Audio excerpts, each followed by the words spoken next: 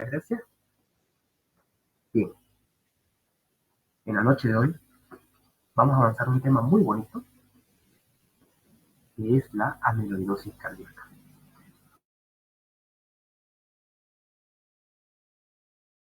Muy preparado en esta noche, más que todo para que ustedes aprendan. Entre nosotros,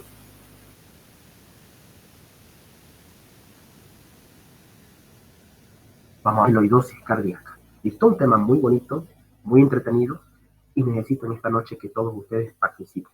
¿Listo? Que me pregunten. Si tienen alguna duda, alguna pregunta, pregunten. ¿Listo? Cualquier duda que tengan ustedes o no se le entiende bien o sí, me avisan. ¿Listo? Lo importante es que ustedes aprendan y repasen. Muy bien. En unos momentos voy a empezar a compartir la pantalla. En unos momentos.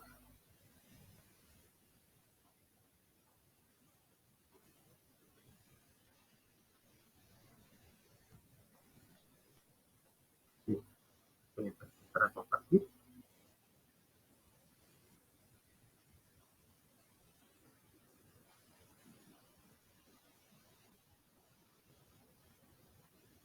Bien, ya estuvo.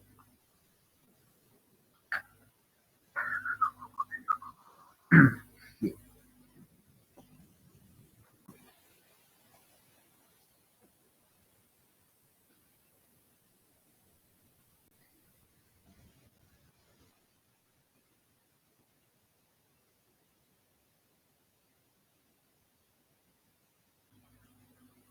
Bien, chicos, ¿se ve la pantalla? Perdón. Sí. Muy bien. Vamos a ir entonces iniciando. Bien, como les decía, la noche de hoy vamos a ver este tema muy bonito. Quiero que todos ustedes participen. ¿Listo? Participen, pregunten si tienen dudas, pero lo importante es que ustedes participen, pregunten y también no pasa nada si ustedes tienen algún error al preguntar, ¿no? Lo importante es que ustedes hablen, porque uno hablando se le quedan mal las cosas. Uno participando se le quedan mal las cosas. Y es bueno también equivocarse. Así nunca te vas a olvidar de tu equivocación, ¿no? Muy bien, me presento, yo obviamente el auxiliar Rolando Negativa. Les voy a presentar este tema muy bonito de la amiloidosis cardíaca. Es un tema que está en crecimiento, ¿ya? Un tema que está en crecimiento y en frecuencia últimamente en nuestra sociedad y a nivel mundial. Este tema más que todo se debe, vamos a ver ahorita cuáles son los factores por los cuales uno puede desarrollar esta enfermedad y por qué puede desarrollarla. Perdón. Entonces, en esta patología de la amiloidosis cardíaca, es a veces subdiagnosticada, ¿ya? Y se pasa por alto esta enfermedad. Y a veces nosotros nos podemos a pensar, no puede ser por otra cosa, debe ser otra cosa, nomás debe ser su chaga, dice, ¿no? Pero en realidad es otra cosa. ¿Listo? Y para eso vamos a entrar a esta parte de la amiloidosis cardíaca. Lo más importante posible y al final unas preguntas de examen de residencia, ¿ya? De Lenar, de Levir, para que ustedes refuercen con eso, los que quieren ir allá a hacer su especialidad, obviamente, y así aprendan a profundamente y lo más actualizado que hay sobre la amiloidosis cardíaca hoy en día. Bien, voy a empezar con el tema. Entonces, chicos, ¿qué es la amiloidosis? ¿Quién me puede decir qué es la amiloidosis? ¿Qué será la proteína? ¿Es la amiloidosis? ¿Qué creen ustedes que es la amiloidosis cardíaca? ¿A qué se refiere amiloidosis cardíaca? ¿Qué se les viene a ustedes en la mente cuando yo les pregunto eso? O cuando alguien le quiere preguntar eso. ¿Qué se les viene a la mente? Que la amiloide es una proteína que afecta al corazón porque le da como incapacidad al corazón de bombear correctamente sangre. Muy bien, correcto, está excelente. La amiloidosis cardíaca, muy bien, muy buen concepto así rapidito. de lo que uno tiene de base, ¿no? En el conocimiento, que la amiloidosis son proteínas, ¿ya? La proteína amiloide es la culpable en esta enfermedad, ¿ya? La amiloide, la proteína amiloide, es la culpable de que se deposite en el corazón. Entonces, y eso produce la famosa enfermedad de la amiloidosis. Vamos a ver más adelante métodos complementarios, la clínica que tiene mi paciente, cómo yo lo puedo tratar, qué tratamiento le debo hacer y qué seguimiento, y cuál es el algoritmo que yo tengo que seguir para el diagnóstico de la amiloidosis. Eso vamos a ver más adelante. ¿Listo? Entonces, lo que aquí yo quiero que ustedes sepan al inicio de esto, que ustedes sepan qué es la amiloidosis. Es meramente proteína amiloide acumulada en el corazón. Esa es la amiloidosis cardíaca. ¿Y por qué se acumulará? Vamos a iniciar entonces con la definición. ¿Por qué se está acumulando esa proteína en mi corazón? Miren ustedes bien aquí en esta imagen, la ven esta imagen de acá, miren. Aquí estas fibras musculares, que ustedes ven acá arriba, en este dibujito, son los miocardiocitos en el ventrículo izquierdo, ¿no? ¿Ya? Normal, un corazón sano, siempre el ventrículo izquierdo es más grande que el derecho, ¿no? Es más grueso y más grande que el derecho.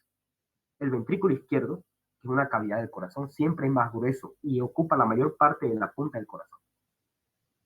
Ahora, se comunica superiormente con la gran arteria aorta. Ahora miren esta imagen de acá. ¿Y qué les parece la diferencia de esta imagen con esta imagen? Tiene una diferencia muy importante, ¿no?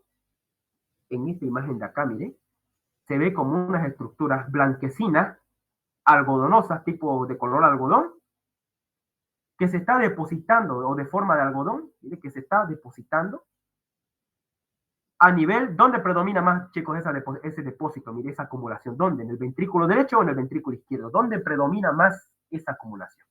Amarillenta, blanquecina, miren, aquí se ve, ¿no? ¿Dónde predomina más? ¿Ventrículo izquierdo o ventrículo derecho? ¿Dónde? Ventrículo izquierdo. Muy bien, en el ventrículo izquierdo.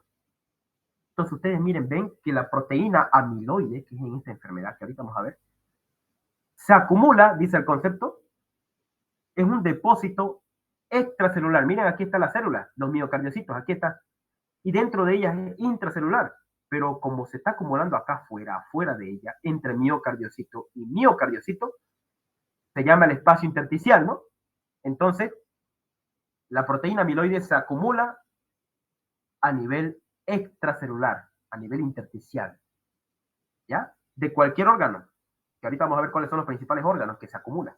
Pero en el corazón se acumula, mire, de manera extracelular, afuera de las células miocárdicas. ¿Lo ven en esta imagen? Esta, a diferencia con esta, ¿no? Y esto hace que el corazón, que las fibras miocárdicas sean difíciles de contraerse. Porque esta proteína amiloide, que mire, se está acumulando como en forma de algodón, esa morfología tiene forma blanquecina de algodón, se acumula en las paredes del ventrículo izquierdo principalmente y le produce una hipertrofia, le produce un mayor aumento en un crecimiento del ventrículo izquierdo predominantemente. ¿Ya? Entonces no se olviden, la amiloidosis cardíaca es una enfermedad, ¿ya?, de depósito extracelular de la proteína amiloide. Y esa proteína amiloide está mal plegada. Hay un mal plegamiento, hay un mal plegamiento en las proteínas a nivel, ¿ya? Hay un mal plegamiento de las proteínas a nivel extracelular de los miocardiocitos. Eso es entonces, chicos, la amiloidosis cardíaca. Un depósito de proteína amiloide a nivel principalmente del ventrículo izquierdo, y también se acumula en las aurículas, tanto derecha como aurícula izquierda, a nivel de los músculos pectinos. ¿Ya? Esa es entonces, chicos, la definición de la amiloidosis cardíaca. Acumulación de proteína amiloide. Y esa acumulación, chicos, ¿es intracelular o extracelular? ¿Cómo es la acumulación de esa proteína, chicos, en el corazón? ¿Cómo es esa acumulación? No hay Muy espacio bien. intersticial. Extracelular y en el espacio intersticial, ¿no? Muy bien. Ustedes ven aquí, ¿no? Bien esa acumulación. En este dibujito nos explica, nos muestra una clara imagen de cómo se está acumulando. ¿Y qué creen que va a pasar? Se va a agrandar el corazón. ¿Ya? Bien. Viendo este concepto, vamos a irnos, miren, viendo esta definición, vamos a ver eso, lo siguiente, que la amiloidosis es una enfermedad de depósito, se deposita de manera extracelular proteínas fibrilares insolubles, que se llaman las proteínas mal plegadas, de tipo amiloide. ¿Ya? Son resistentes a la proteólisis. ¿Qué significará mal plegada? En bioquímica, han visto ustedes cuál es el plegamiento de las proteínas. Y ahorita vamos a ver más adelante esa parte en la fisiopatología. Entonces hemos visto la definición. ¿Ya? La definición tipo medicina interna. Ya hemos visto la definición. ¿No? Ahora nos vamos a la clasificación. ¿Cómo se clasifica? Pero antes de la clasificación yo tengo que ver el origen y la etiología. ¿Ya? La etiología es el origen y la epidemiología tengo que ver. No lo puse acá, pero les comento que es más frecuente en pacientes varones. El más frecuente es en pacientes varones. No se olviden. Es más frecuente en los hombres. Y más frecuente se ha visto ya en jóvenes, en adultos jóvenes, mayor a 40 años, se ha visto incluso esta enfermedad. ¿Ya? ¿Y cuál es la causa más frecuente de este grupo de enfermedades, de la amiloidosis? La causa más frecuente, chicos, es la edad o los factores de riesgo que uno tiene para que cause esto, es la edad, enfermedades crónicas, ¿ya? Y enfermedades neoplásicas. Vamos a ver eso enseguida, unos momentos. Entonces, chicos, vamos a ver aquí, ya hemos visto la definición, vamos a ver la clasificación. ¿En cuánto se clasifica la amiloidosis? Primeramente vamos a ver la amiloidosis, ¿en cuánto se clasifica? Porque en sí todos los subtipos de amiloidosis se acumulan en el corazón. Anoten bien eso. ¿A qué otros órganos más se acumulan? Corazón, riñón, ambos riñones, por si acaso, derecho e izquierdo. Se acumula en el hígado, se acumula a nivel del sistema nervioso periférico y central, más que todo el periférico, y en el tracto gastrointestinal. ¿Ya? Anoten bien eso. Ahí es donde frecuentemente se acumula la proteína llamada amiloide. Entonces no se olviden, chicos, esto es muy importante. ¿En qué órganos o en qué lugar, en qué parte de mi cuerpo frecuentemente se acumula la proteína amiloide? Corazón, riñón, hígado, sistema nervioso periférico, más que el central, y el tracto gastrointestinal. Son los 5 lugares donde frecuentemente se afectan por la amiloidosis. ¿Ya? Anoten bien eso. Y va a producir enfermedad en cada uno de ellos. Por ejemplo, cuando la amiloide se acumula en los riñones, el paciente presenta proteinuria. ¿Qué significará, chicos, proteinuria? ¿Qué es proteinuria para ustedes, chicos?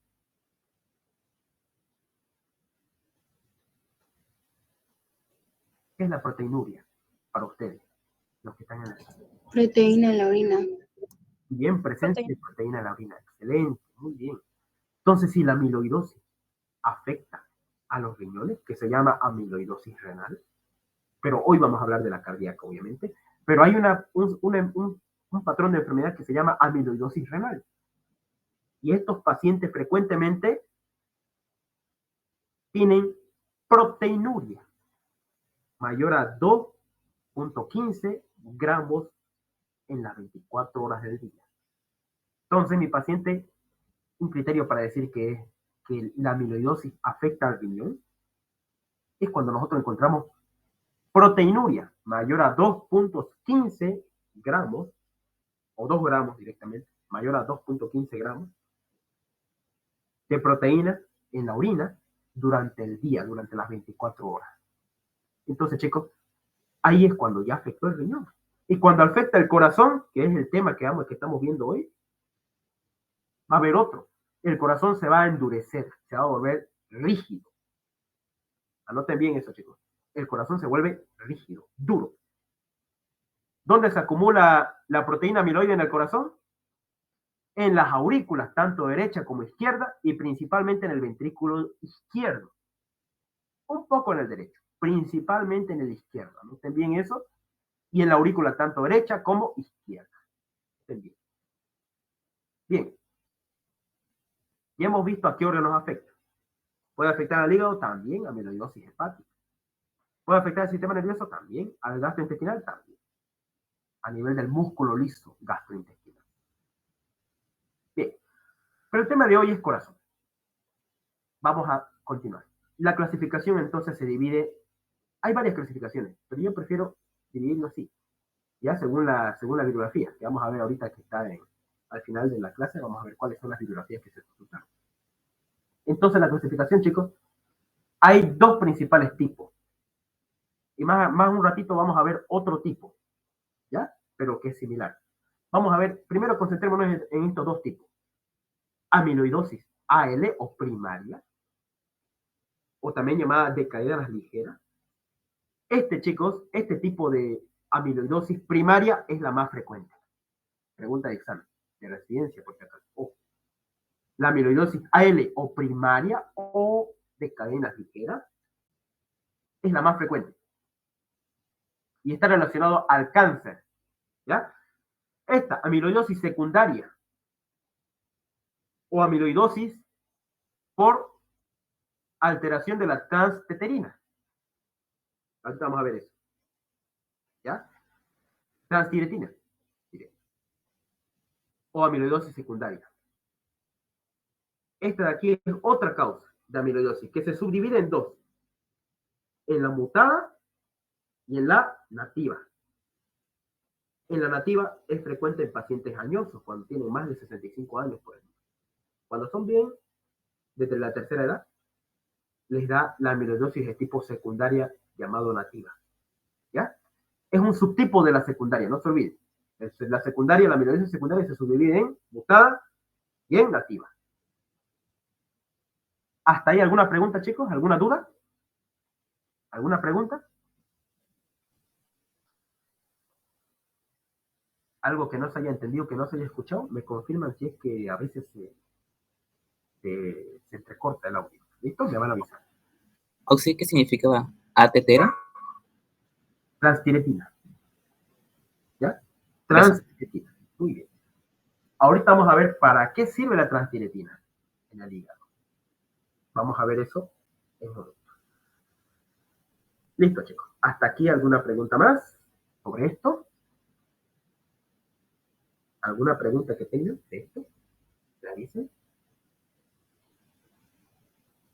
Bien, vamos a continuar entonces.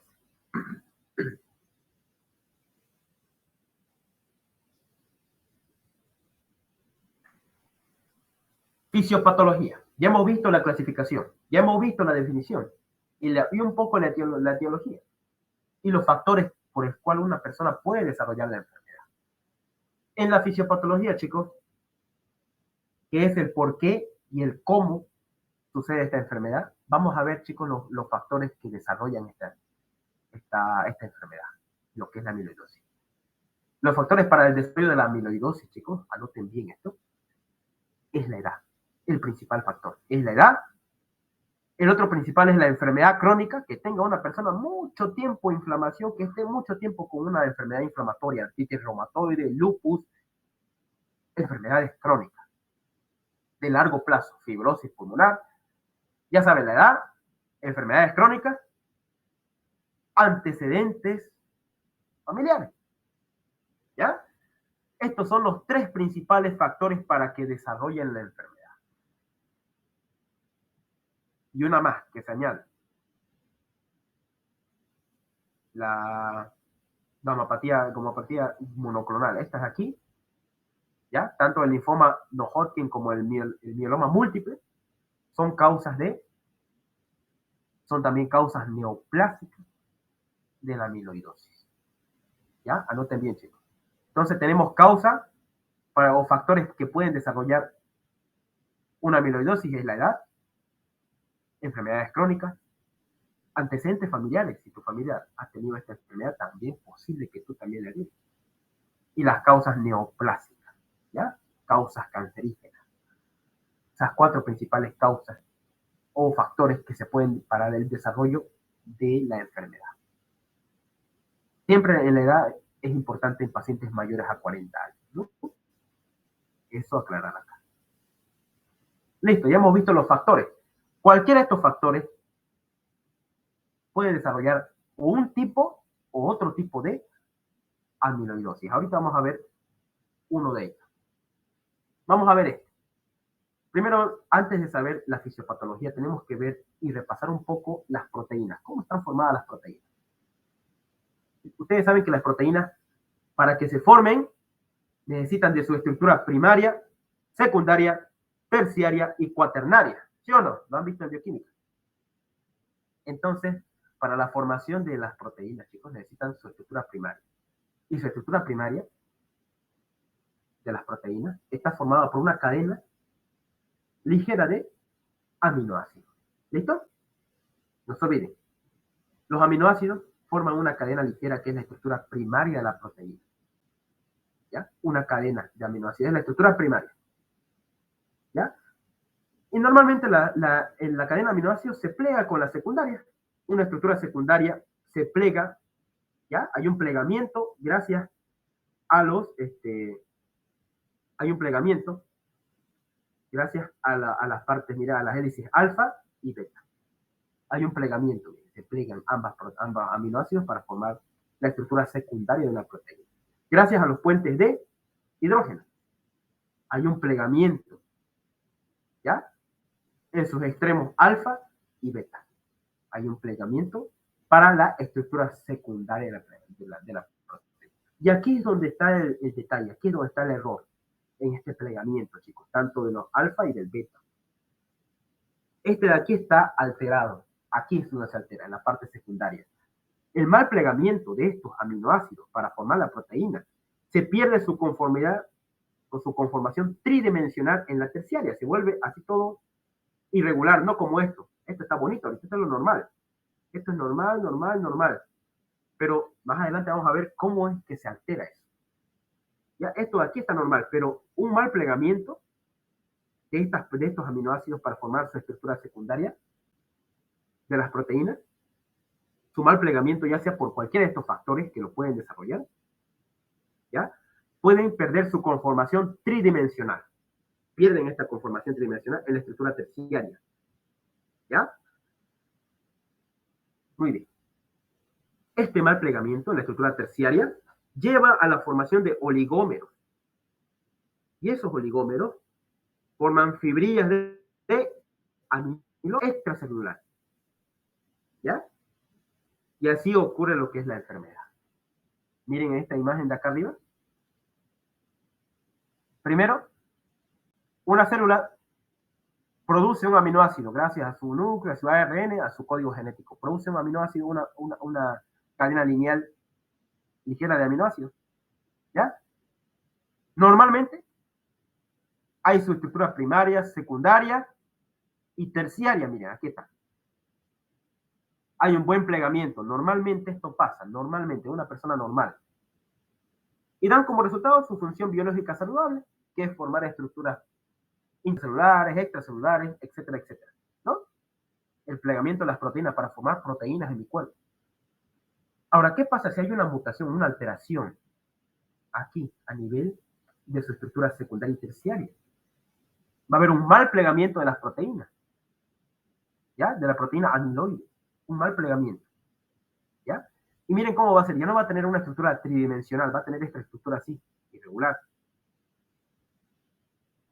Y estas estructuras cuando están así, irregulares o están mal plegadas, normalmente mi cuerpo las destruye de manera intracelular o de manera extracelular. De manera extracelular cuando por medio de los macrófagos los destruyen de manera extracelular. Y de manera intracelular de la célula lo destruye por medio de los proteosomas. Los proteosomas destruyen de manera intracelular a la proteína mal plegada. Y de manera extracelular, ¿quién la destruía, chicos? De manera extracelular, a ver si me están siguiendo.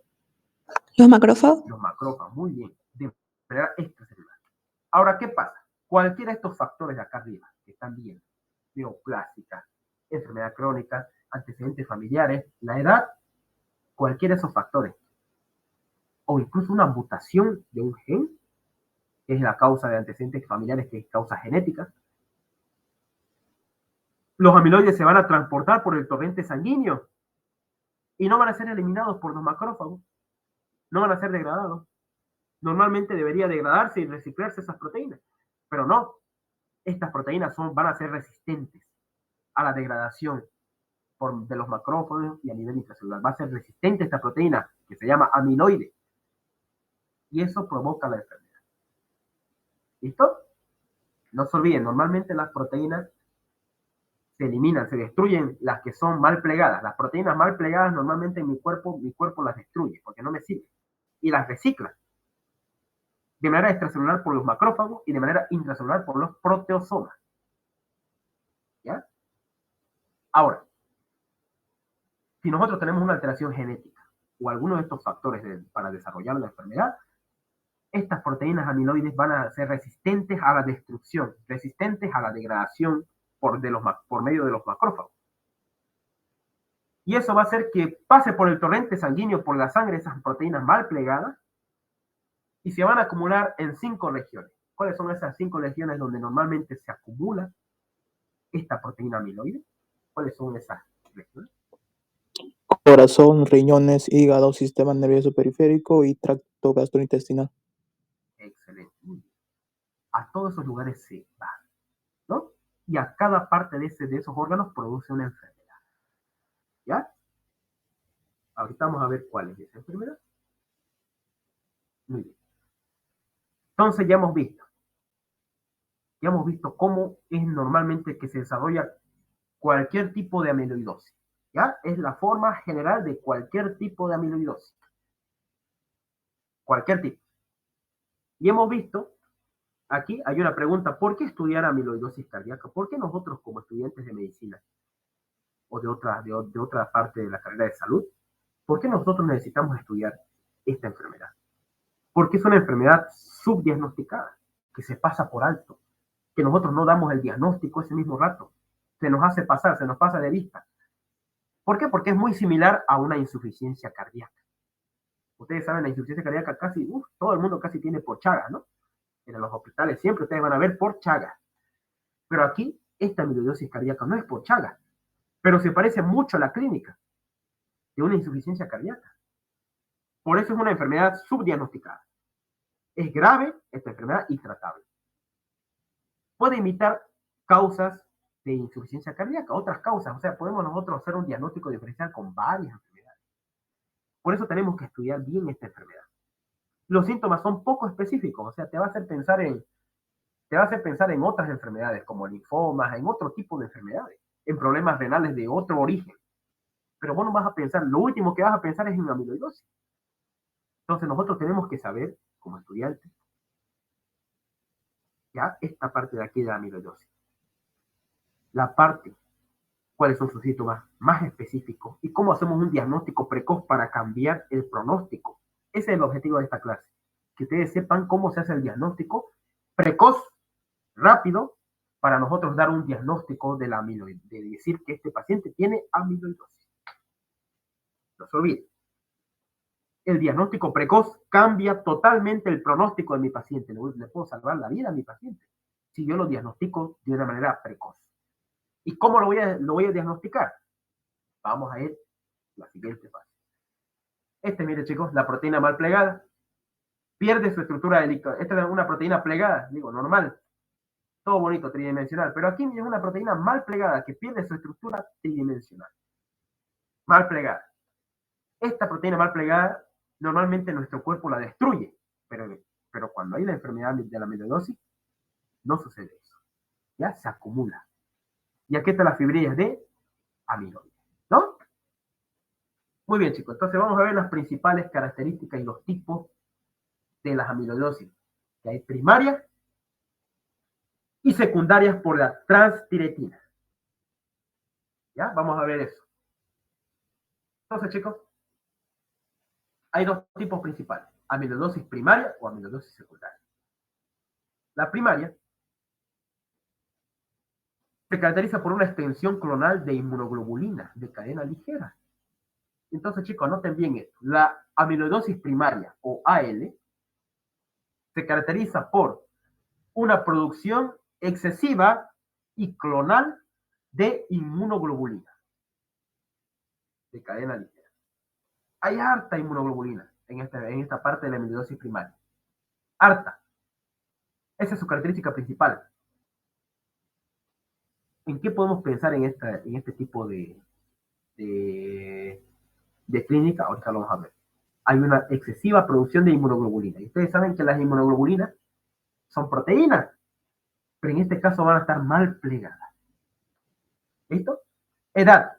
Pacientes mayores de 40 años es más frecuente que encontremos amiloidosis primaria. Si nosotros vemos a un paciente con amiloidosis y tiene 45 años, 44 años, más probable que tenga la parte primaria.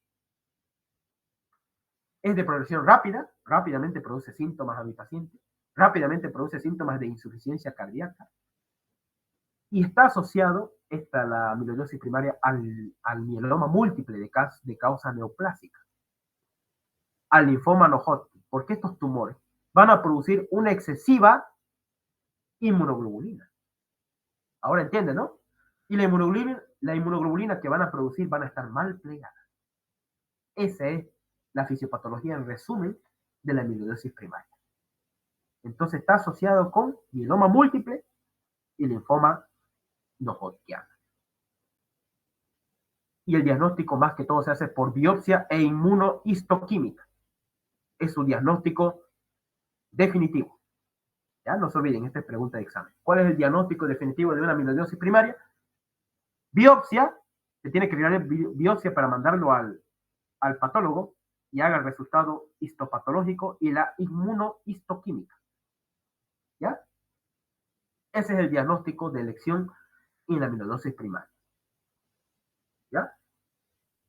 Ahora, la amiloidosis por transtiretina, que es una amiloidosis secundaria, ¿ya? Que se divide en dos leyes. ¿Ya? ¿Se acuerdan en dos se dividía, ¿no? En transtiretina mutada y en la nativa. Entonces, chicos, aquí vamos a ver que en la amiloidosis por transtiretina va a haber una transtiretina mutada. La transtiretina normalmente, ¿para qué sirve la transtiretina, chicos? ¿Qué les viene a la cabeza con esa palabrita? Transtiretina. Es una proteína que transporta, ¿qué cosa? ¿Qué transporta esta proteína? ¿Y quién la produce? ¿La tiroides? La transtiretina la produce el hígado. ¿Y transporta qué cosa? ¿Qué transporta la transtiretina en la sangre, en el plasma? ¿A quién transporta? A la T4. ¿No? A la tetrayodotironina. Esa es la transtiretina. Es un transportador producido por el hígado. Entonces, en esta amiloidosis por transtiretina va a estar mutada esta transtiretina. Se va a mutar. ¿Ya? Es frecuente en pacientes mayores de 65 años, de progresión lenta, muy lenta, es más lenta que la primaria, y se asocia a neuropatía periférica, o sea, ataca los nervios, y síndrome del túnel carpiano. ¿Y cómo se diagnostica? Este no se diagnostica por biopsia. Este se diagnostica con una gammagrafía o centillografía con pirofosfato de tecnesio 99. Ese es el diagnóstico de elección para la amiloidosis por transtiretina. Lo vamos a ver eso más adelante. ¿Ya? Lo que quiero que ustedes sepan la diferencia. ¿Con qué enfermedad se relaciona? Para dar un buen diagnóstico a mi paciente. Por ejemplo, mi paciente tiene linfoma no-Hodgkin y tiene problemas en el corazón y es más de 45 años o tiene 45 años. Entonces ya tengo que pensar ¿en qué tengo que pensar? Tiene mi linfoma no-Hodgkin, problemas en el corazón, problemas cardíacos tiene. ¿En qué ya tengo que pensar? Y tiene 45 años. Tengo que pensar en una amiloidosis primaria, ¿no? Entonces, así yo tengo que hacer mi diagnóstico. Y la biopsia, no se olviden, con inmunohistoquímica, ¿no? Ese es el diagnóstico de elección. ¿Y cuál es el diagnóstico de elección para una amiloidosis por transtiratina, chicos? ¿Cuál es el diagnóstico? Gamografía por pirofosfato. Eso, muy bien. Gammagrafía con pirofosfato de tecnesio 99C. Ese es el diagnóstico de elección. Porque solamente en la amiloidosis por transtiratina va a ser positiva. Pero en la amiloidosis primaria va a ser negativa. Entonces, así yo hago la diferencia incluso de amiloidosis primaria y secundaria. Por la gammagrafía, que es la elección y el gol estándar. ¿Ya? Para el diagnóstico de la amiloidosis por transtiratina. Anoten bien eso. Solamente va a ser positivo en la amiloidosis por transtiratina. No en la primaria. ¿Ya? Muy bien. ¿Hasta aquí alguna pregunta, chicos? ¿Hasta aquí alguna pregunta? ¿Una preguntita? ¿Algo que se me haya escapado? Auxilio, una pregunta. Mencionó Dígame. gamografía con pirofosfato de tecnesio. ¿Qué más dijo? Tecnesio 99C. Ya, gracias. Muy bien. Pregunta de residencia, por si acaso. Anótenlo bien. ¿Ya? Para los que quieren ir a la residencia de España, de la ENAD, ¿no? De México. Bien. Sí, una pregunta. Sí, dígame. ¿Se puede decir que el mal plegamiento de esta proteína tiene que ver con un defecto en las proteínas chaperonas, creo que se llaman, que ellas se encargan de que las proteínas estén bien plegadas? Sí, muy bien. Muy bien, excelente. Los chaperones, muy bien. Estas entonces hay un defecto, ya sea mutado, ya sea genético, como aquí dice mutación de la transtiratina, ¿no? O ya sea por una producción excesiva de un tumor que va a hacer que esos chaperones se deshagan, ¿no? Y la inmunoglobulina no va a ser una inmunoglobulina normal, va a ser alterada, anómala. Y como se va a producir muchas, van a estar mal plegadas por la producción de estos tumores, ¿no?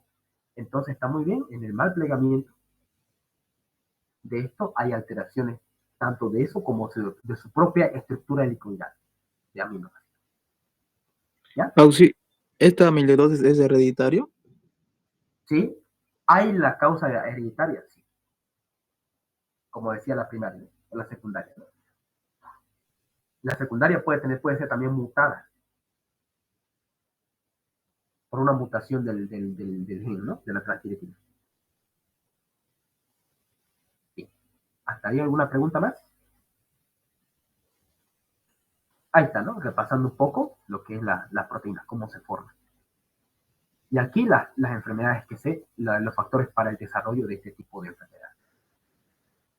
Muy bien, vamos a ver la fisiopatología de cada uno de estos. Ay, ay, ay. Creo que no puse esa diapositiva. Ya, creo que no puse esa diapositiva. Faltó la diapositiva de fisiopatología. A ver, vamos a ver si ahorita lo puedo colocar. Mientras tanto, vamos a ir viendo aquí.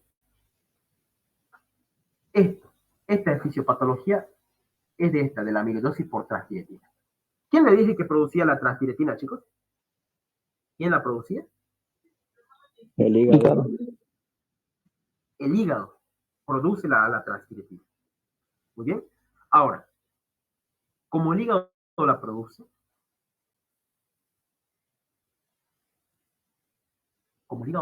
la transtiratina, esta transtiratina puede ser mutada genéticamente. ¿Ya? Ahí está, mira, aquí está la liver, ¿no? Ahí está. El hígado produce, gracias a su ARN mensajero, transtiratina para formar transtiratina. Tetrámeros de transtiratina, mira, va formando monómeros agregados amorfos y por ende un mal plegamiento, mire, plegados aquí, pero aquí un mal plegamiento, amiloidogénesis o amiloidogénicos, que es lo que hace que se despleguen estas proteínas y así formen las fibrillas de amiloide y se acumulan a nivel del corazón, pero más que todo a nivel de los nervios. Anoten bien esto, chicos. La amiloidosis por transtiratina afecta a los miembros de las manos, ¿ya? A las manos, aparte a nivel del carpo, a nivel de la muñeca y a nivel de los miembros inferiores. Ataca este tipo de amiloidosis por transtiratina. produce una neuropatía al acumularse a nivel de los nervios. Esta proteína mal plegada. ¿Listo? ¿Hasta ahí se entendió bien esta parte, chicos? Sí, sí. Muy bien. Y el tratamiento de elección para este tipo de amiloidosis es la tafamidis. El tafamidis, lo vamos a ver muy bien, que es un medicamento revolucionario para el tratamiento de la amiloidosis por transferencia. El tafamidis, vamos a ver eso más adelante, que se utiliza para el tratamiento de estabilizar los tetrámeros de transferetina. Se estabiliza, este medicamento estabiliza los tetrámeros para la formación de esa cadena, para la formación de la transferetina. Lo estabiliza. Esa es la pregunta de examen. Estabiliza a la transferetina. ¿Ya? El tafamidis. Y más adelante vamos a ver que el tratamiento definitivo es el trasplante hepático. ¿Ya? Vamos a ver eso conforme avancemos el tema. ¿Listo? Ahora sí, ya lo encontré ya. La fisiopatología. ¿Qué tal? Voy a ir poniendo las diapos. Este es un esquema muy bonito que quiero que ustedes lo vean y le saquen fotos si es posible. Es actualizado 2024. Miren esta imagen de acá. Enseguida voy a colocarla en la pantalla. ¿Listo? Ya, yo creo que ya apareció. Vamos a ver. ¿Ya? Y ya apareció. Ahí está apareciendo, está cargando. Entonces, chicos. Oh, no apareció. Ya aparecería. Ahí está. Miren. Esta parte de aquí, miren, las células plasmáticas a nivel de la médula ósea, miren, están las células plasmáticas, producen hartas inmunoglobulinas. Ustedes saben que los linfocitos B se vuelven en plasmocitos o células plasmáticas y producen hartas inmunoglobulinas. Esas inmunoglobulinas que se van formando en gran cantidad, se desplegan. Va a haber un mal plegamiento. Forman monómeros, oligómeros y así fibrillas amiloides. ¿No? Produce una disfunción endotelial. También, y por eso también produce la neuropatía. ¿Ya? Y así, mira, esas fibrillas de amiloides se van acumulando al corazón. Y lesiona el miocardio, y este miocardio, al lesionarse, hace pensar que la gente tiene infarto de miocardio. Y por eso se elevan las troponinas. No se olviden, las fibras de amiloides dañan el corazón y por eso en la sangre se va a ver altas concentraciones de troponina. Va a hacer pensar que mi paciente tiene infarto. Va a hacer pensar que mi paciente se está infartando. Pero es nada más y nada menos la lesión por una fibrilla de amiloides. Por las fibrillas amiloides que se acumulan extracelular en el ventrículo izquierdo, principalmente. Y eso libera factores inflamatorios y elevación de las troponinas, que hace pensar que se hay cáncer. ¿Qué tipo de vía es, chicos? ¿Qué tipo de amiloidosis es? Miren, hartas inmunoglobulinas, ya sea a nivel de una enfermedad asociada como una neoplasia, un linfoma no Hodgkin, un mieloma múltiple. Ahí está la harta elevación de inmunoglobulinas, que se van desplegando y se acumulan. ¿Qué tipo de amiloidosis es esta parte de acá arriba, chicos? ¿Qué subtipo es? AL. Muy bien, AL o primaria, asociada a mieloma múltiple y a linfoma no Hodgkin. Y la de acá abajo, mire, es la secundaria, la por transtiretina. Hay un defecto en el plegamiento de las transtíretinas. Y eso hace que haya monómeros, oligómeros y fibrillas de amiloides. Como ven ustedes, ambas van por el mismo camino. Solo que la primaria es más rápida, porque hay harta producción excesiva, es más rápida y esta de aquí abajo es más lenta. Y ambos tienen tratamiento distinto, chicos. Por eso es importante saber la diferencia del uno con el otro. El uno va a necesitar trasplante de hígado, el de acá abajo, ¿no? Y el otro va a necesitar otro tratamiento. Un trasplante de médula ósea, por ejemplo. Otro tratamiento tiene el de arriba, el primario, y el otro tratamiento. Y para eso necesitamos nosotros diferenciar el uno con el otro. ¿Cuál de ellos dos tiene mi paciente? Pero en ambos se eleva la troponina, no se olvide. y hace pensar que mi paciente se está infartando. Anoten bien eso. Y así se ve, miren chicos, un corazón. Este es un ecocardiograma de 4 cavidades en una vista apical. Miren, donde aquí se ve la cavidad del ventrículo derecho, y acá el ventrículo izquierdo se ve más grueso de lo normal. Y la aurícula derecha está más dilatada, está más grande que la izquierda. Este es un ecocardio característico de una amiloidosis cardíaca, que ahora en unos momentos lo vamos a ver a detalle. Ya está estos chicos sacados de Robbins. Él lo clasificó patología de Robbins de otra manera, donde lo puso la parte, miren, esta parte de aquí, y aquí está, miren.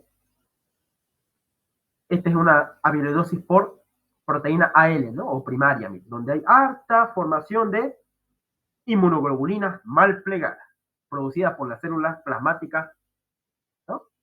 Por un carcinógeno, con el linfoma de Hodgkin o mieloma múltiple, ¿no? Esa es la causa. Aquí, en la primaria. Ahora, la secundaria la dividió aquí, por una inflamación crónica, que se llama por acumulación de proteína SA, ¿ya? Por mucha inflamación, una inflamación crónica de mucho tiempo, donde el macrófago, anoten bien, esta es la fisiopatología, donde el macrófago, al haber una inflamación crónica, el macrófago, ¿qué secreta? Interleucina 1, interleucina 6. Y estas interleucinas también son proteínas, ¿no?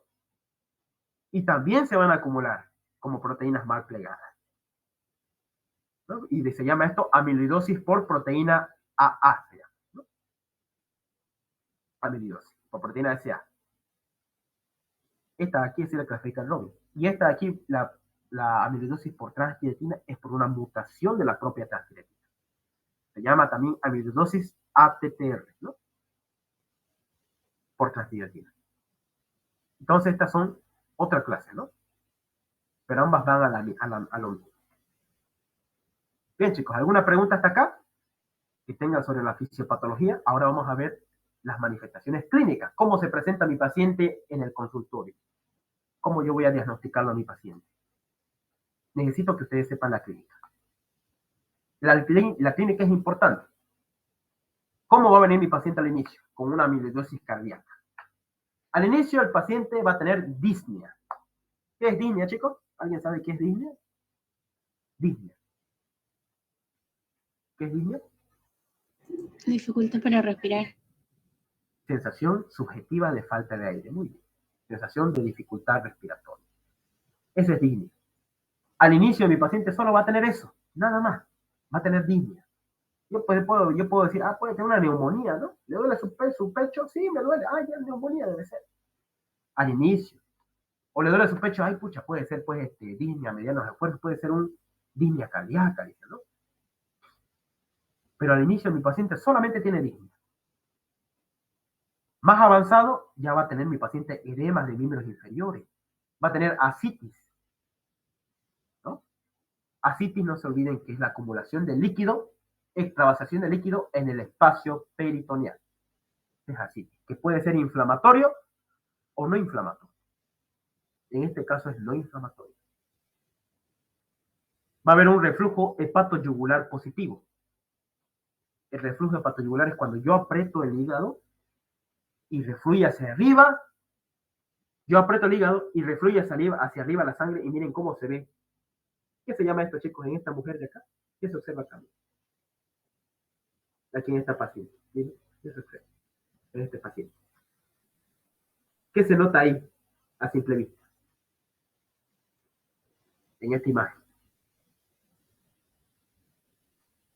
¿Eso qué se llama? Cuando las venas del cuello se dilatan, la vena yugular externa se dilata, se llama, ¿qué cosa? Ingurgitación yugular. Es ingurgitación yugular. ¿Ya? Cuando nosotros le apretamos el hígado al paciente, en la etapa avanzada de la enfermedad, le apretamos el hígado y esto tiene ingurgitación yugular, aparece, se hace manifiesto. Solo cuando nosotros apretamos el hígado. Esto se llama reflejo hepatoyugular. Eso se llama. Cuando nosotros apretamos el hígado y se sube para arriba la sangre y hace ingurgitación yugular. Eso se llama reflujo olfato yugular.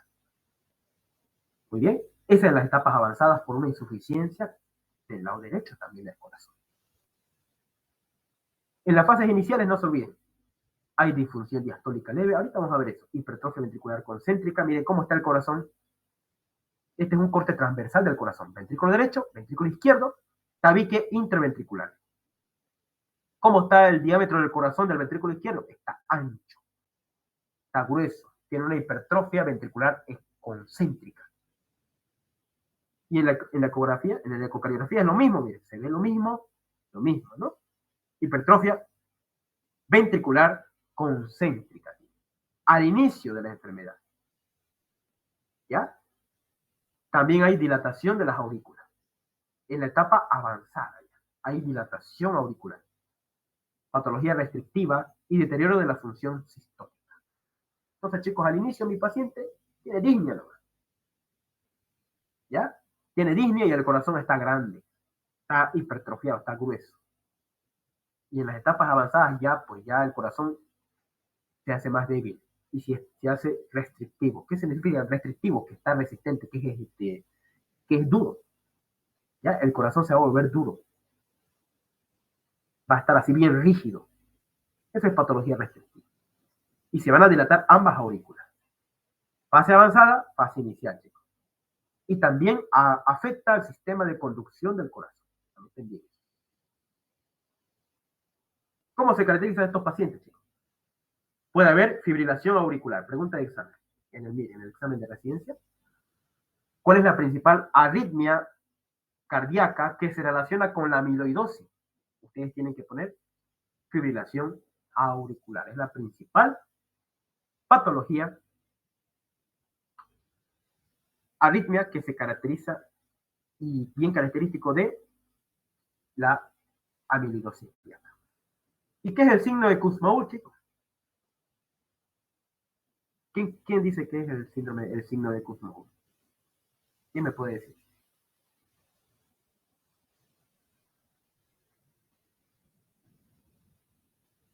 El signo de Kussmaul es cuando a mi paciente, yo le digo, inspire, le digo, profundo inspire. Inspira profundamente el paciente y rápidamente, ingurgitación yugular. ¿Se entiende entonces, no? Entonces, chicos, no se olviden eso. Hay ingurgitación yugular durante la inspiración o a la inspiración.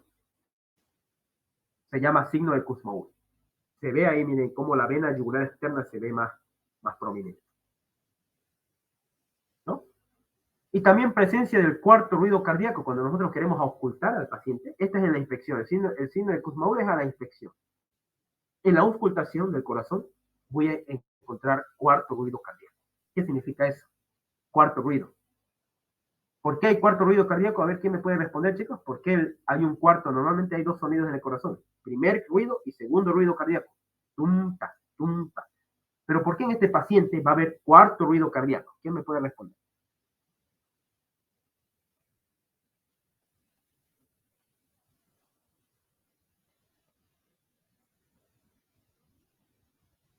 A ver, chicos, ¿quién puede responder?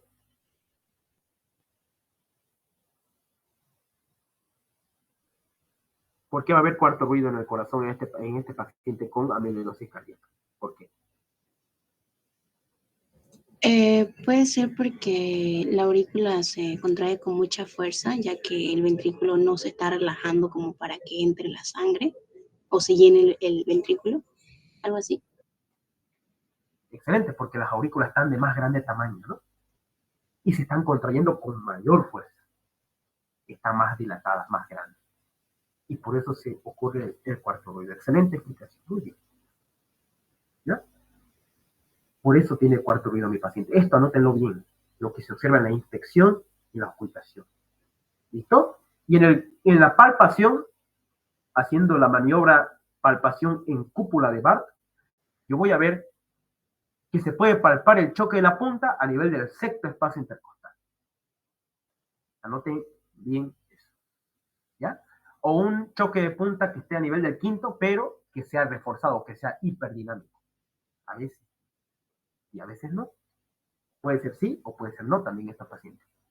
Porque no se olviden que el corazón hipertrofiado normalmente debería expulsar con más fuerza, ¿no?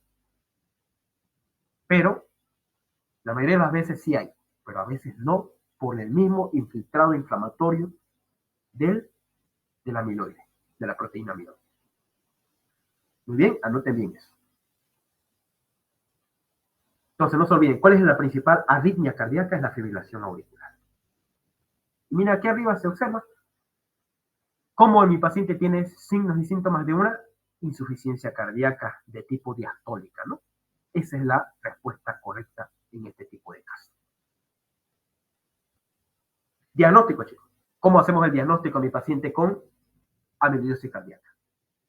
Pregunta de examen. No se olviden, anótenlo bien si es que le entran en la ciencia. Por ahí sí, por ahí no, ¿no? Pero hay que estar listos para todo. Diagnóstico. ¿Cómo se hace el diagnóstico de un paciente con amiloidosis? Primero, lo primero que tenemos es sospechar la clínica de una insuficiencia cardíaca. Obviamente es muy similar. Le voy a pedir electrocardiograma, le voy a pedir ecocardiograma primero, electro y eco. Anoten bien, primero, ¿qué tengo que hacer yo como médico? Pedir electrocardiograma, luego de eso, una ecocardiografía. ¿Ya? Electrocardiograma primero y luego una ecocardiografía, que es esto de aquí que ustedes están viendo. Ecocardiografía. Después de eso yo sospecho y le hago la inmunohistoquímica. Depende de la clínica de mi paciente. Si es más de 40 años, si es más de 65 años, si es más de 40 años o 40, 60 años, biopsia con inmunohistoquímica. Y siempre una resonancia magnética, si es que hay la posibilidad de realizarse. Una resonancia magnética nuclear con gadolinio, que es el contraste que se usa. O si no, para diferenciar de la primaria de la secundaria, de mejor elección que la resonancia, al inicio hago una gamografía con pirofosfato de tecnesio 99C. ¿Ya? Anoten bien eso.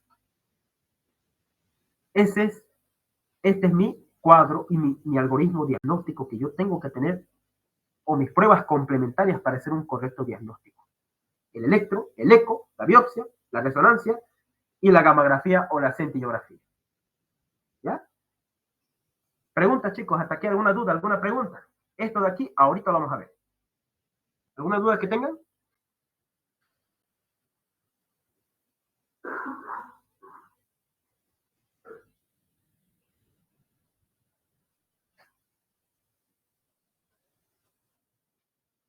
¿Alguna pregunta, chicos, de esto? Una pregunta. Eso es lo que mencionó, palpación en choque de punta en el quinto esparcio intercostal. ¿De qué se trata, Auxi? No la entendí esa parte. Ya. Normalmente uno palpa a nivel del quinto espacio porque ¿dónde está la punta del corazón? En el tórax. A nivel del quinto espacio intercostal, línea media clavicular del lado izquierdo. Ahí se ubica la punta del corazón. Y yo normalmente lo palpo esa parte como médico, ustedes en la palpación, en la semiología lo palpan, y normalmente no se siente el choque de la punta, cuando el corazón está latiendo con fuerza. Pero en estos pacientes sí se puede palpar, no siempre, ¿no? Depende igual como en qué fase esté mi paciente, ¿no? Eso es cuando vos sentís el latido cardíaco en la palma de tu mano, de manera fuerte. Ese es el choque de la punta. Gracias, Auxi. Muy bien. Y eso más que todo porque el corazón está hipertrofiado, ¿no? Muy bien. Ese es en el examen físico que yo le hago a mi paciente.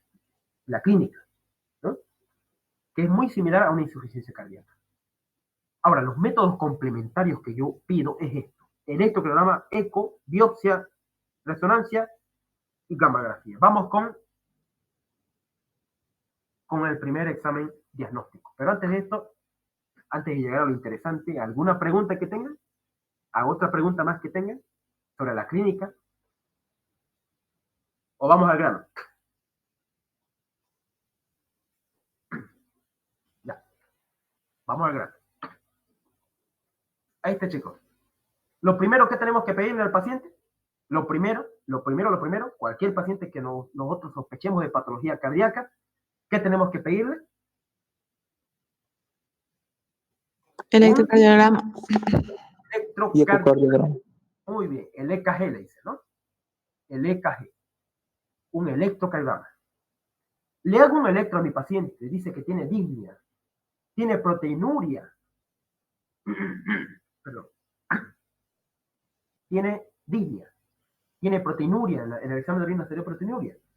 Paciente mayor de 45 años, ya, antecedentes familiares.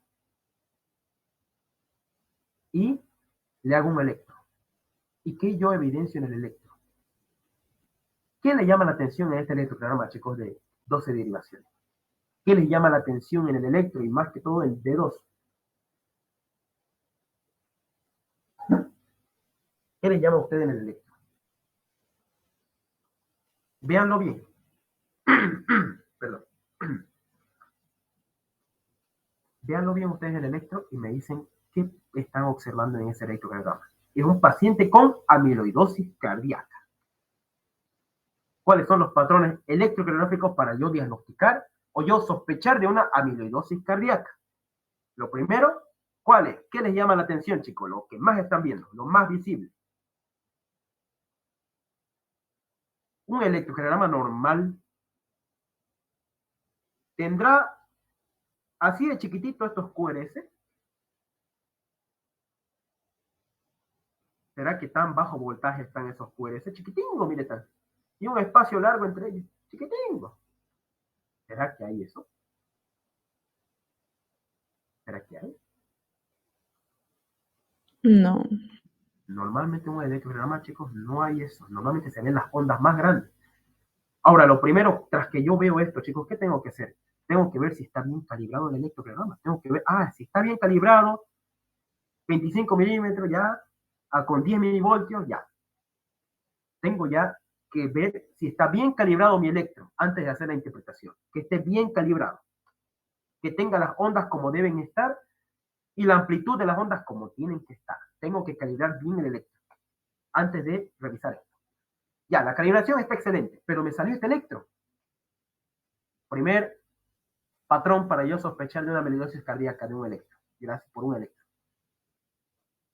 Bajo voltaje en derivaciones de los miembros. Bajo voltaje QRS. Anoten bien. Bajo voltaje en el QRS. En las derivaciones de los miembros. ¿Cuáles son las derivaciones de los miembros? De 1, de 2, de 3, ABR, ABL, ABF. En toditos estos está bajo el complejo QRS, sí o no. True o false.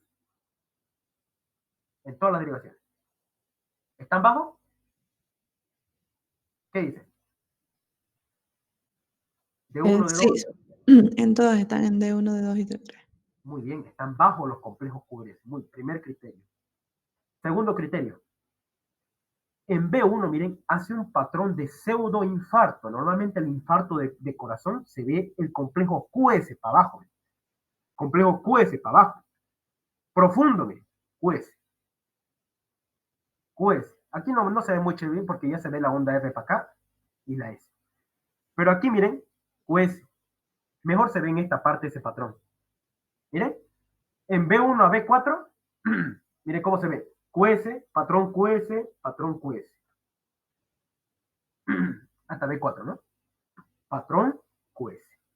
Entonces, el segundo criterio para yo decir que tienen amiloidosis en los pacientes es ver patrón de pseudoinfarto.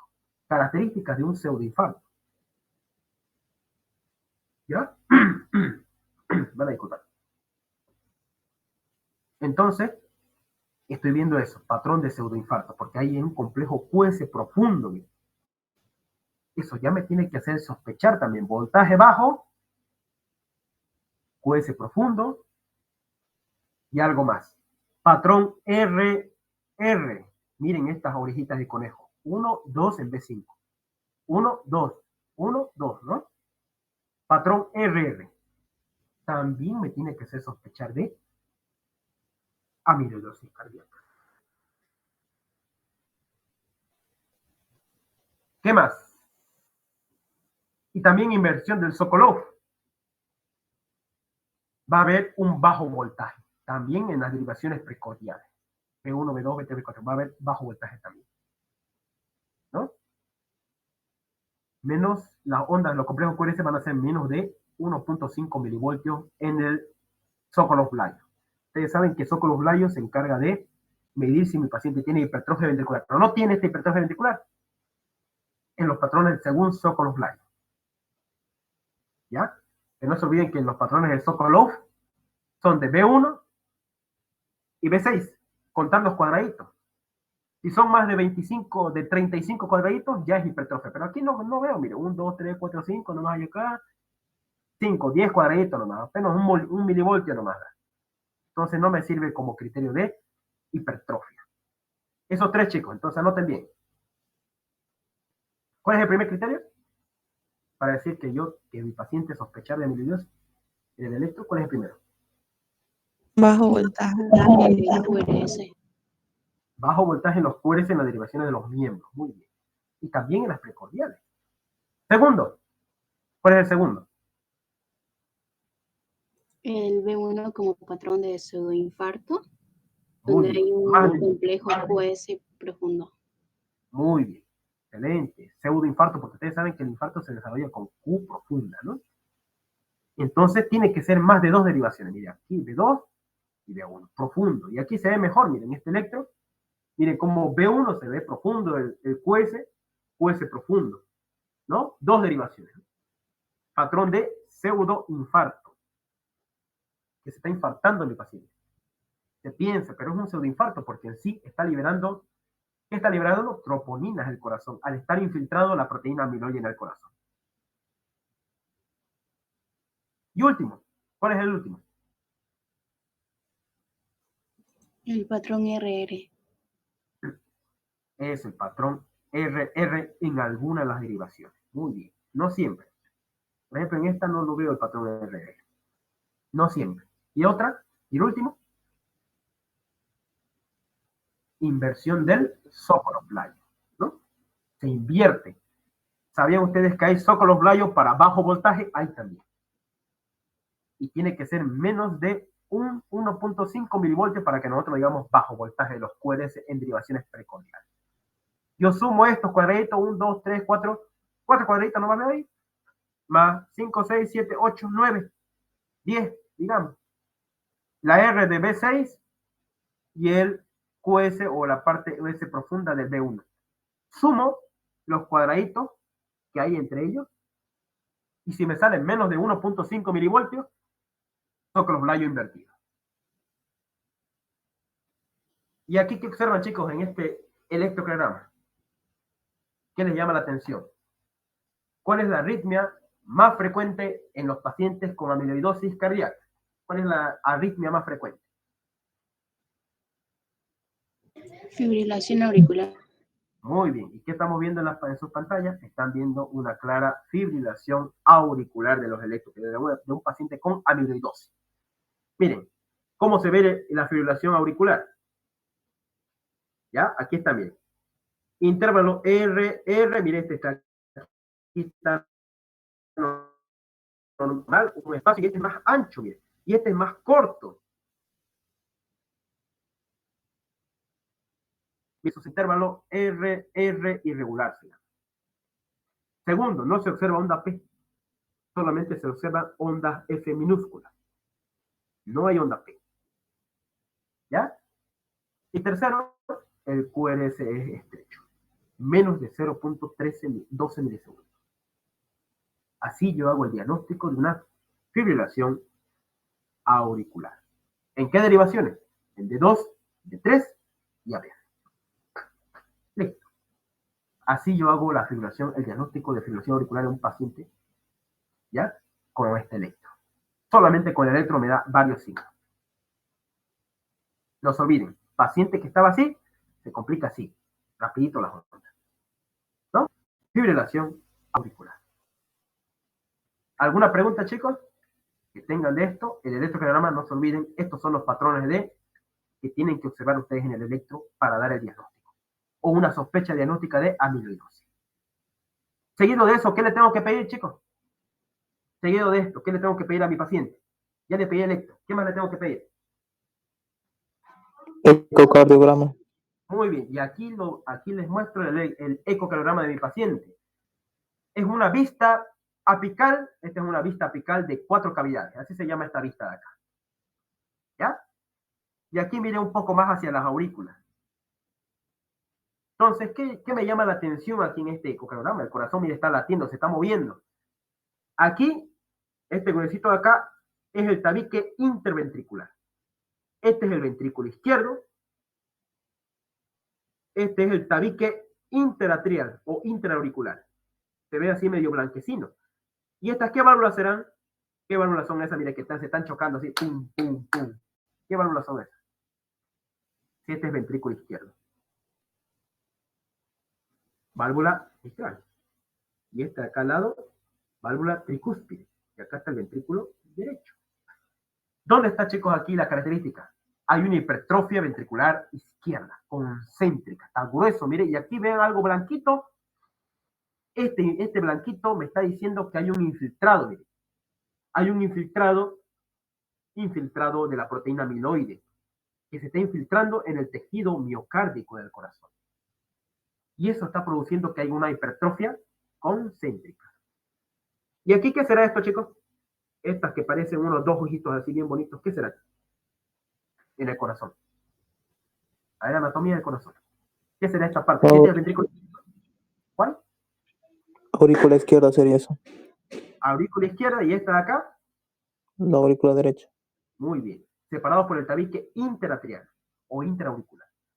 ¿Qué le llama la atención a esas aurículas? ¿Las ven más grandes que los ventrículos? ¿Es normal que las aurículas sean más grandes que los ventrículos?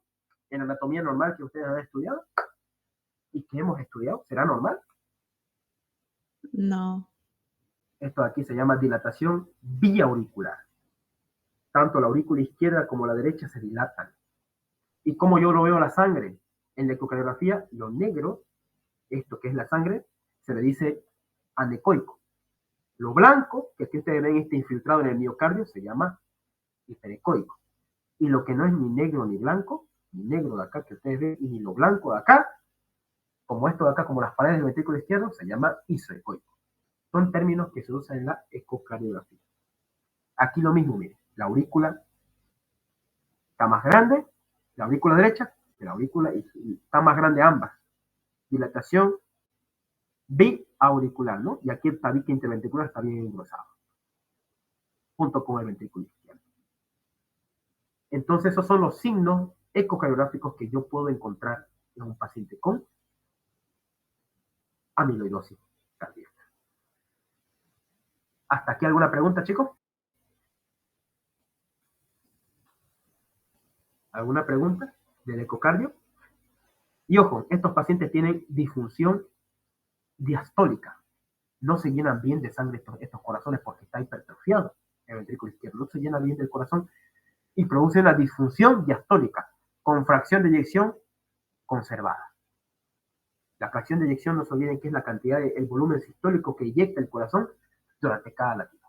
Y aquí la fracción de eyección está entre 40 y 55%. Fracción de eyección conservada, pero con una disfunción diastólica en su llenado de sangre. Esto, chicos, es un examen. ¿Qué estudio después le puedo hacer, chicos? Si tengo las posibilidades, si mi paciente es de mucha money, ¿qué estudio le puedo hacer? ¿Qué estudio están viendo ahí en la pantalla? ¿Le puedo hacer una?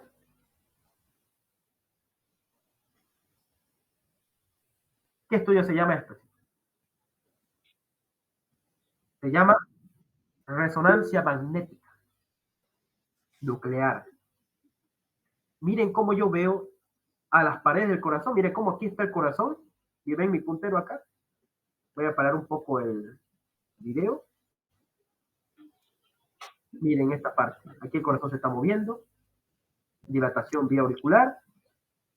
Pero aquí miren. En el ventrículo, este es el ventrículo izquierdo, ventrículo derecho. Aquí miren, hay como así como dientes de sierra, miren, así como irregular. Toda esta parte aquí del corazón esta parte blanquecina que se ve hiperintensa, esta parte blanca de acá, no es igual que esta, ¿no? Esta está normal y esto está patológico. Esto aquí se llama, este es el gadolinio. El gadolinio es un contraste que se usa para nosotros ver hacia dónde va, hacia dónde se infiltra el gadolinio. Entonces aquí nosotros vamos a encontrar un infiltrado tardío del gadolinio a nivel subendocárdico. No se olviden que esta parte de aquí es el subendocardio, miocardio y epicardio. Entonces, ¿dónde se encuentra esa intensidad blanquecina? ¿Dónde se encuentra? ¿En cuál de esas tres partes? En este ventrículo izquierdo. Subendocardio, miocardio o epicardio. ¿Dónde se ubica? Miocardio. Parte del miocardio y parte del subendocardio, a nivel del endocardio, ¿no? Ahí se encuentra toda esta parte blanquecina, que es el mismo gadolinio que se está infiltrando a las paredes miocárdicas. Y esa infiltración es tardía, del ventrículo izquierdo, y un poco, mire aquí del tabique. Y las otras imágenes, mire aquí se ve que parte también del tabique interventricular, mire, y también el endocardio del corazón, del ventrículo izquierdo.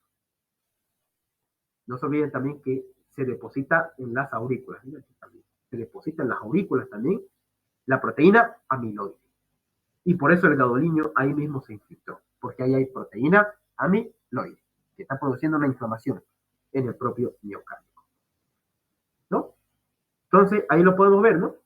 Voy a poner el video.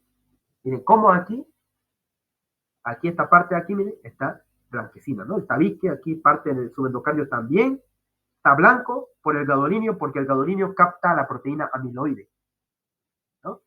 Y aquí miren cómo está, mejor se ve aquí, esta vista de 4 cámaras del corazón, miren, ahí se ve mejor el infiltrado blanquecino del ventrículo izquierdo. Si ustedes encuentran eso en el ventrículo izquierdo, ya tienen que tener una mejor sospecha diagnóstica. Y aquí más todavía, mire, aquí la imagen es transmural, endocardio, miocardio y epicardio. Si ustedes observan eso, es compatible con amiloidosis cardíaca. ¿Alguna pregunta hasta aquí, chicos? ¿Alguna duda que tengan? Hay un patrón de realce difuso en varias partes, ventrículo izquierdo, tabique, ventrículo derecho. Aumento del grosor de las paredes ventriculares también hay. Hemos visto en la resonancia magnética, ¿no? El ventrículo derecho está más grueso que el izquierdo y el tabique interventricular también. ¿Y este, chicos, qué estudio se llama? ¿Cuál es el que me diferencia del amiloidosis primaria de la secundaria? ¿Cómo se llama este estudio? Gammagrafía con pirofosfato tecnesio 99. Eso, muy bien. O centillografía, ¿no? Le ponemos nosotros ese contraste al paciente de tecnesio 99, mire, viene. Hay 4 tiempos. Primer tiempo, segundo tiempo, tercer tiempo, 4 tiempos. Hay 4 tiempos. ¿Ya? Para la administración de este contraste.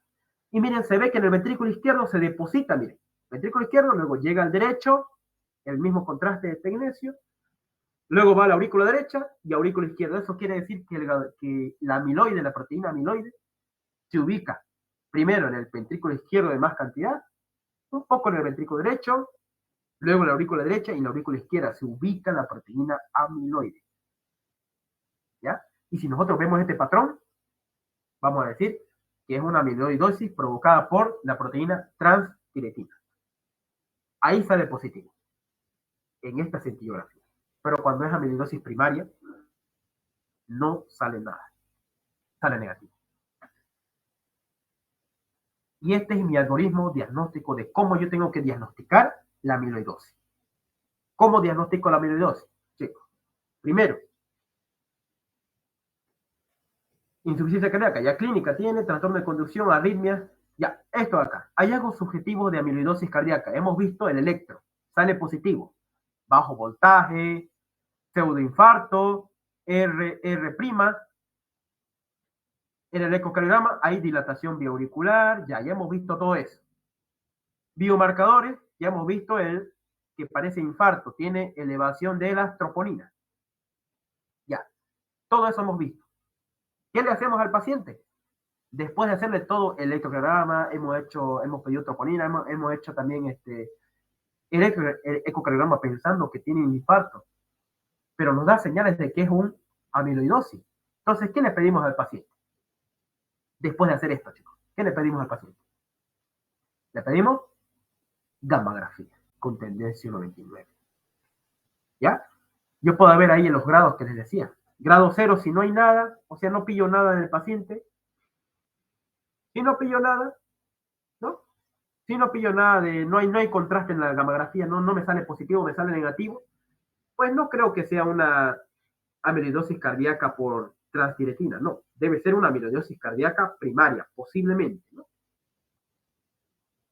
Entonces, si hay grado 1, que sí hay, como este grado de acá, ahí se observa bien el ventrículo izquierdo, grado 1, yo pido proteína monoclonal, o sea, inmunohistoquímica, ¿no? Voy a pedir en suero y en orina. Anoten bien eso, inmunohistoquímica. Si me sale positivo, en el grado 1 de la gammagrafía, hago confirmación histopatológica, miren, amiloide y su subtipo. Y así va a ser, me va a salir qué tipo de amiloide es. No se olviden que para ver qué tipo de amiloide es, directamente le hago la biopsia, ¿no? Que es la confirmación histopatológica especializada. Esto ya es con el especialista. Grado 2 y grado 3, si me sale sí también, positivo, hago lo mismo, pero si no me sale nada de estos grados, ¿ya? Si no me sale, me sale positivo, grado 2, grado 3, la gammagrafía me sale positivo, pero me sale negativo el monoclonal, entonces voy a sospechar en amiloidosis cardíaca por transtiretina, ya sea la parte mutada o la parte nativa, de acuerdo a la edad, eso me va a definir. Si es jovencito, la parte mutada, y si es más de 65 años, la parte nativa. Y así hago el algoritmo diagnóstico de la amiloidosis cardíaca. ¿Listo, chicos? ¿Alguna pregunta hasta aquí? ¿Alguna pregunta? No se olviden, en los 3 siempre pido monoclonal, proteínas monoclonales. Ya sea la inmunoglobulina, ¿no? Que yo les dije que estaba aumentada, esa es la proteína monoclonal, la inmunoglobulina. Y así hago yo el algoritmo. Si quieren ustedes sáquenle fotito de cómo yo hago un diagnóstico más rápido y certero de la amiloidosis cardíaca. ¿Ya? Tratamiento. ¿Qué tenía mi paciente, chicos? Mi paciente tenía signos de... A ver, Kevin dice que levantó la mano. Dime, Kevin. Ya, vamos a continuar. Tratamiento. ¿Cómo va el tratamiento de mi paciente? Siempre un tratamiento de soporte para tratar su insuficiencia cardíaca. ¿Qué tipo de insuficiencia tenía el paciente, chicos? ¿Insuficiencia cardíaca sistólica o diastólica tenía el paciente? ¿Cuál tenía? Sistólica. La diastólica, porque el corazón estaba engrosado, estaba grueso el corazón y estaba rígido. Entonces no se llena muy bien de sangre ese corazón al estar grueso y rígido. Y eso hace que tenga una insuficiencia cardíaca diastólica. ¿Qué le doy a mi paciente? Le digo primeramente, baje su consumo de agua y sal. Casi le digo azúcar, ¿no? Baje su consumo de agua y sal. Listo. Que disminuya la sal y el agua en sus comidas. Si el paciente está hinchado, tiene ascitis y tiene edemas de miembros inferiores y tiene disnea, ¿por qué había disnea, chicos, en estos pacientes con amiloidosis? ¿Por qué había la disnea? ¿Por qué había disnea en un paciente con amiloidosis, chicos? Porque la sangre va hacia los pulmones. Se acumula y congestiona los pulmones. Y eso hace que mi paciente tenga congestión pulmonar y así tenga la famosa disnea. Le damos furosemida o toracemida. Lo más recomendable es la furosemida. Evitar fármacos hipotensores. ¿Por qué? Porque mi paciente tiene insuficiencia cardíaca diastólica. Yo no le voy a bajar más la presión dándole ARA2 o un losartán o un valsartán o un enalapril, un captopril. No le voy a dar eso a mi paciente porque va a bajar la presión arterial y me va a complicar más la insuficiencia cardíaca diastólica. Si mi paciente tiene fibrilación auricular, tengo que ver si tiene indicaciones para anticoagular a mi paciente y evitar que se formen los trombos. Ese es el tratamiento de soporte. ¿ya? O sintomático, en otras palabras, para soportar para que el paciente esté estable. Y el tratamiento específico, si es primaria o secundaria, si es primaria, el tratamiento es dirigido a las células plasmáticas neoplásicas, en un linfoma no Hodgkin o en una mieloma múltiple. Le vamos a hacer una quimioterapia con bortezomib. Mira, aquí está, chicos, el bortezomib, indicado en la amiloidosis primaria. Viene en ampollas, ¿no? Inyectable, polvo para solución. ¿Sí? El bortezomib, ese es el que se usa en la amiloidosis primaria, en una quimioterapia para destruir a las células plasmáticas neoplásicas que están produciendo altas cantidades de inmunoglobulina. Evaluar criterios de trasplante de células madre. También se puede hacer, chicos, trasplante de células madre hematopoyéticas. Trasplante, ¿ya? O de médula ósea también le dicen, ¿no? Trasplante de células madre hematopoyéticas. Trasplante de médula ósea. Se hace. Y si no tenemos esta alternación, usamos el daratumumab, ¿no? Y si es amiloidosis por transtiretina, tenemos que suprimir la síntesis hepática ¿de qué? ¿De qué tenemos que suprimir, chicos, en esta amiloidosis por transtiretina? ¿Qué tenemos que disminuir? Aquí dice suprimir síntesis hepática ¿de qué? Transtiretina. Eso, de la transtiretina, que es la causante, que está mutada, está alterada. ¿Eso cómo hacemos? Suprimiendo su síntesis. ¿Cómo suprimimos? Haciendo un trasplante hepático, de hígado. Trasplante de hígado. ¿Cómo silenciamos al ARN formador de transtiretina? Con el patisiram. Con ese podemos silenciar sus efectos de la transtiretina. ¿Ya? ¿Y cómo podemos estabilizar? Y este es el tratamiento de elección de primera línea, con tafamidis. Con ese, ahí está, ¿no? El tafamidis, mira que está. Tratamiento de primera línea, ¿no? Y si nosotros queremos eliminar el depósito de transtiretina, usamos la doxiciclina. Algo interesante, chicos, de la doxiciclina es que es una tetraciclina sintética.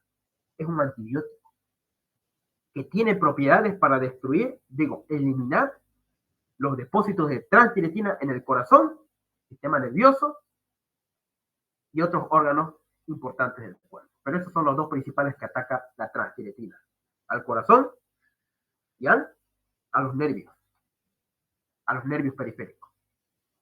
Le podemos dar doxiciclina, que es un antibiótico, pero lo vamos a usar acá porque tiene una propiedad especial a diferencia de los otros antibióticos. ¿Listo, chicos? ¿Alguna pregunta hasta acá? Este es más que todo manejo de especialidad, ¿no? Pero con que ustedes conozcan que hay medicamentos para síntesis, para silenciar, para estabilizar, eliminar depósitos, que es la doxiciclina, un buen antibiótico, ¿no? Y el tafamidis, el diagnóstico de elección, pero el definitivo es el trasplante de hígado. Al igual que el tratamiento definitivo de la amiloidosis primaria, es el trasplante de células madres hematopoyéticas, o médula ósea. Este es el definitivo y este es su definitivo también, para curar enteramente la enfermedad. ¿Alguna pregunta, chicos, hasta acá?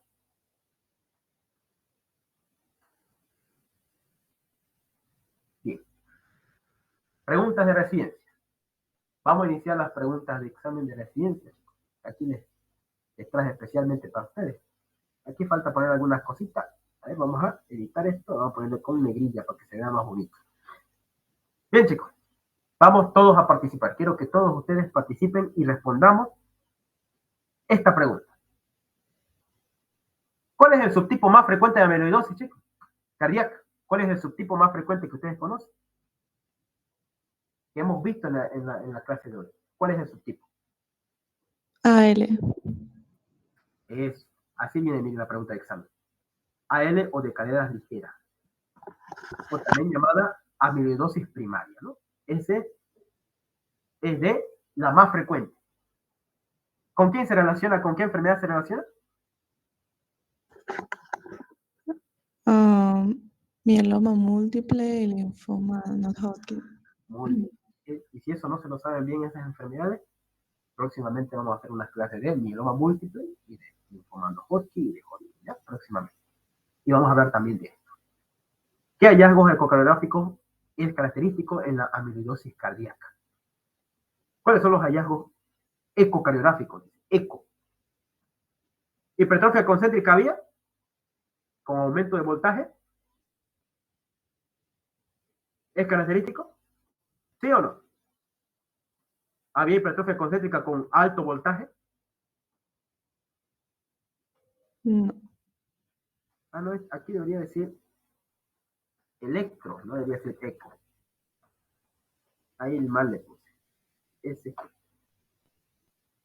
No, este no. Dice aumento de voltaje, no. Hipertrofia concéntrica de bajo voltaje. ¿Sí había? Sí. Sí. Esta es la respuesta correcta. Muy bien. Dilatación ventrículo izquierdo, no. Era hipertrofia concéntrica, no dilatación. Hiposinesia de paredes basales, no. Normal estaba. Entonces, hipertrofia concéntrica con bajo voltaje. Ahora, ¿qué estudio imagenológico ayuda a diferenciar la imagenológico? Ojo, no dice bioquímico ni inmunohistoquímico. ATRR con ALL en la amiloidosis cardíaca. ¿Cuál? ¿Cuál de estas? ¿Eco? La ecocardio me hace diferenciar si es amiloidosis primaria o secundaria. Ah, no, No, no. la gammagrafía. Sí, sí, sí. Eso. O centellografía con pirofosfato de tecnesio 99. ¿no? Sí. Ese es el que te diferencia. Y si es positivo, es ATTR. Y si es negativo, AL. ¿no? Y si es negativo, AL, le voy a pedir biopsia e inmunohistoquímica con proteína monoclonal. Esos tres le voy a pedir. ¿Ya? El tratamiento de primera línea en la amiloidosis AL cardíaca incluye. ¿Cuál incluye, chicos? De primera línea en amiloidosis primaria. La quimioterapia dirigida a células plasmáticas. Eso, muy bien. Quimioterapia dirigida a células plasmáticas. No usábamos el tafamidis. El tafamidis usábamos ¿para quién usábamos tafamidis? Para estabilizar a la transtiretina, ¿no? Así que aquí es el tratamiento de primera línea. Noten bien eso. ¿Cuál usamos ahí? El bortezomib, ¿no? No se olviden, el bortezomib usamos acá para la quimioterapia dirigida para la amiloidosis AL. Vamos con el siguiente. ¿Cuál es el patrón de disfunción ventricular más frecuente en amiloidosis cardíaca? ¿Cuál es, chicos? Disfunción sistólica, disfunción diastólica, sistólica con fracción de eyección reducida, hipocinesia global. ¿Cuál? La B. Diastólica. Eso, porque el corazón tiene poca capacidad para poder dilatarse, porque está bien hipertrofiado y está inflamado, entonces no va a poder dilatarse mucho. Y eso se llama disfunción diastólica, porque no puede llenarse bien de sangre. ¿Qué manifestación extracardíaca se asocia frecuentemente a amiloidosis por transtiretina? ¿Cuál, chicos? Síndrome de túnel carpiano. Muy bien, porque se acumula a nivel del sistema nervioso periférico. Muy bien. Si eso quieren saber cuál es el síndrome de túnel carpiano, lo vamos a ver también próximamente. ¿Cuál es el siguiente? No es un hallazgo típico de la resonancia magnética cardíaca de amiloidosis. ¿Cuál, chicos? ¿Realce tardío global del subendocardio? ¿Sí o no? En el subendocardio. ¿Sí o no? ¿Aumento del grosor de las paredes ventriculares? ¿Había en la resonancia magnética? ¿Sí? Sí, sí, sí había. Ahí está, ¿no? Mire, gruesango está ese ventrículo, ¿no? Grueso. Ventrículo izquierdo hipertrofiado, ¿no? ¿Qué más? ¿Y realce subendocárdico? ¿Global de todo el ventrículo izquierdo? Sí, también hay. Está bien, entonces, realce tardío. Hipoperfusión regional transmural. Patrón de realce difuso. ¿Había difuso? Sí, había también en la parte aurícula, ventrículo, realce difuso. Entonces, ¿cuál sería la respuesta ahí? ¿Había hipoperfusión regional transmural? No. Más bien es hiperperfusión. Porque miren acá arriba, está blanco, ¿no? Miren acá arriba, en la flecha azul. Este es el subendocardio, miocardio y epicardio. Miren, las tres capas incluso se puede acumular el gadolinio, haciendo una hiperperfusión global o transmural. Pero en este caso, no hay eso. Entonces se llama sería hipoperfusión. Esa es la no correcta. Debería ser hiperperfusión regional transmural o global transmural. Patrón de reverso difuso, sí hay. Y listo, chicos. Los que quieren repasar un poco de electrocardiograma, estamos haciendo un curso de electro, por si ustedes quieren, desde cero, ¿no? Interpretar el electrocardiograma desde cero.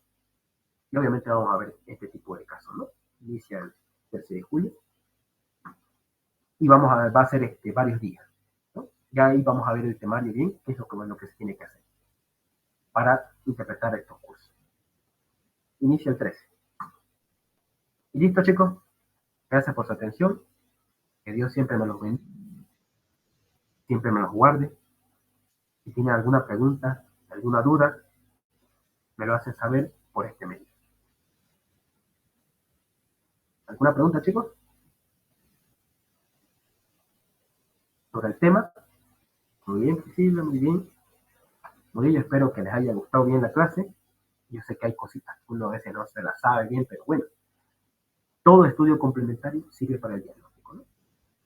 Y por eso yo necesito que ustedes, chicos, repasen sus apuntes que hemos hecho y ya ustedes lo refuercen con otros cursos más que vienen próximamente de amiloidosis cardíaca, actualizaciones, y así tengan todo fresquito, ¿no? Listo. ¿Alguna pregunta que tengan sobre el tema? ¿Alguna duda, alguna pregunta? Para que ya finalicemos en la clase.